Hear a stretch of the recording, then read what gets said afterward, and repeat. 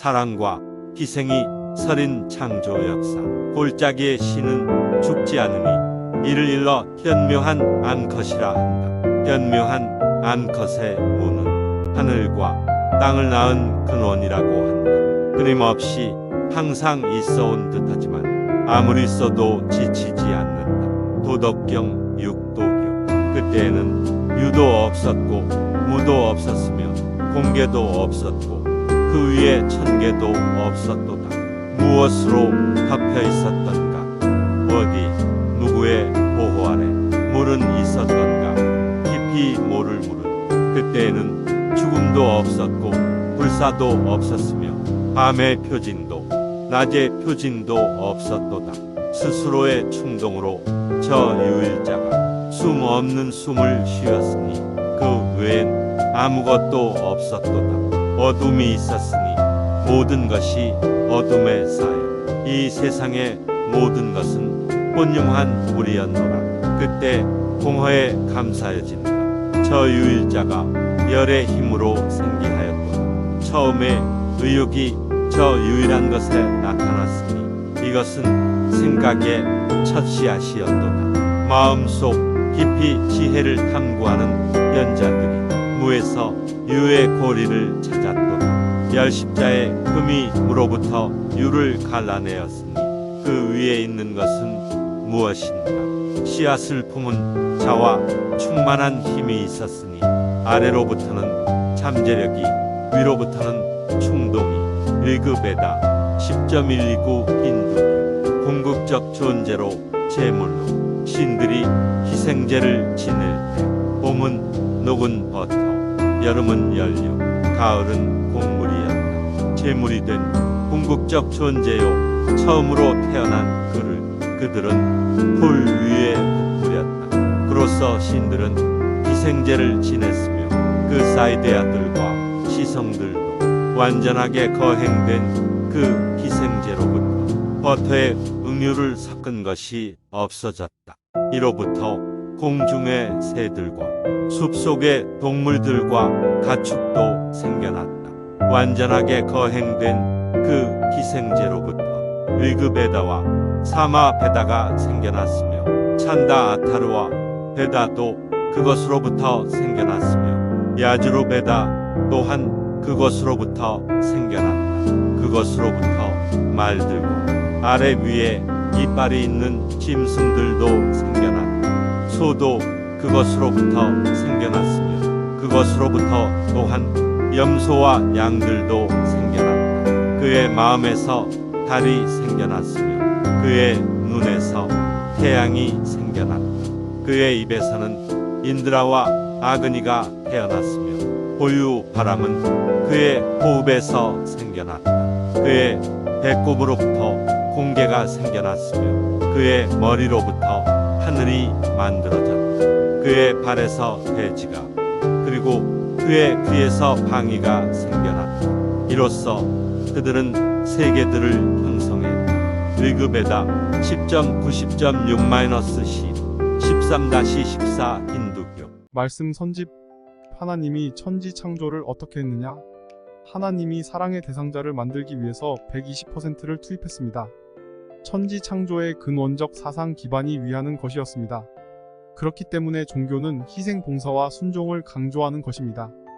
그러면 왜 위하게 했느냐? 위하는 원칙을 세웠다는 것은 뭐냐? 공기로 말하면 평준화된 공기 가운데에서 완전 진공 상태로 들어가라는 것입니다. 절대 진공권 내로 들어가면 들어갈수록 고기압은 자동적으로 저기압 쪽으로 순회하는 것입니다. 하나님 자신이 사랑의 상대를 찾기 위해서 투입하고 투입하다 보니 그 자리에 있더라도 자연이 돌아온다는 것입니다. 이런 논리적 근거를 중심 삼고 피조물들을 쌍쌍제도로 창조했는데 전진적으로 차원 높은 상부의 급을 통해서 인간과 하나님의 이상적 발판을 만들기 위해서 천지 창조를 했다는 것입니다. 하나님이 왜 천지를 창조했느냐? 그것은 아무리 절대자라고 하더라도 자기 혼자로서는 기쁨을 느낄 수 없으며 설령 기쁘다 하더라도 기쁨의 자극을 느낄 수 없기 때문입니다. 다시 말해서 절대자가 아무리 나는 절대자다. 나는 사랑의 주인공이다.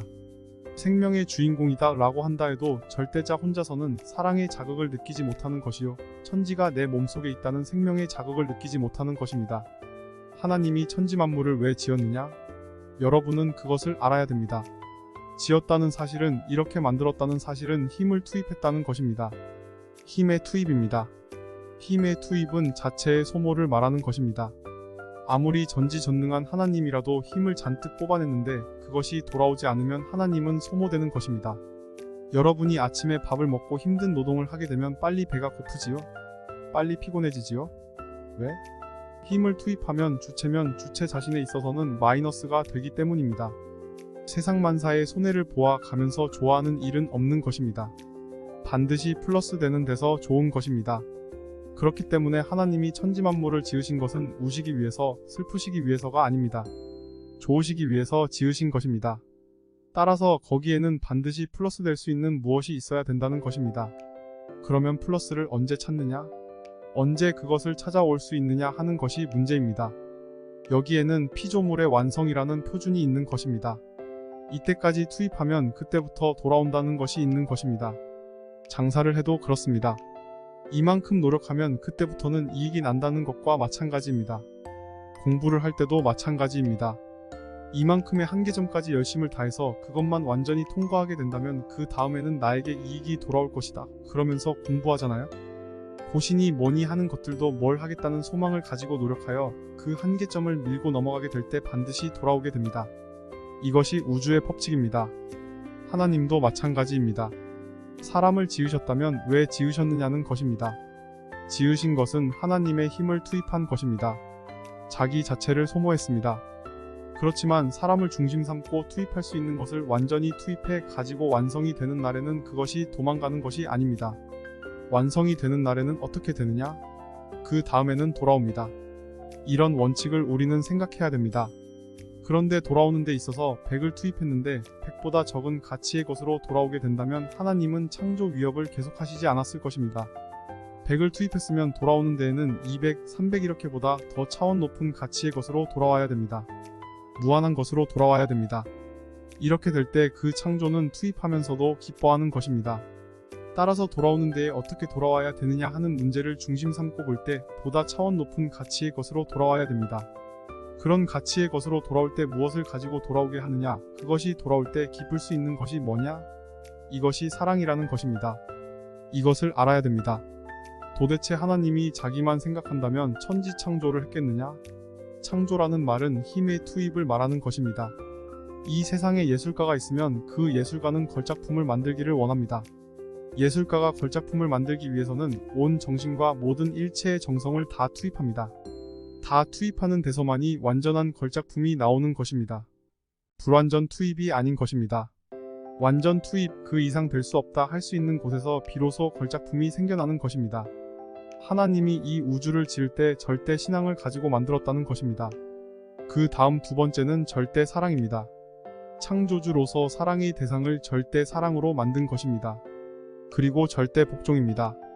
절대 복종은 자기 자신까지도 다 없애는 것입니다. 완전 투입하는 것입니다. 투입하고 잊어버리는 것입니다. 자기의 개념조차 다 투입하는 것입니다. 하나님은 제로 포인트 0점입니다.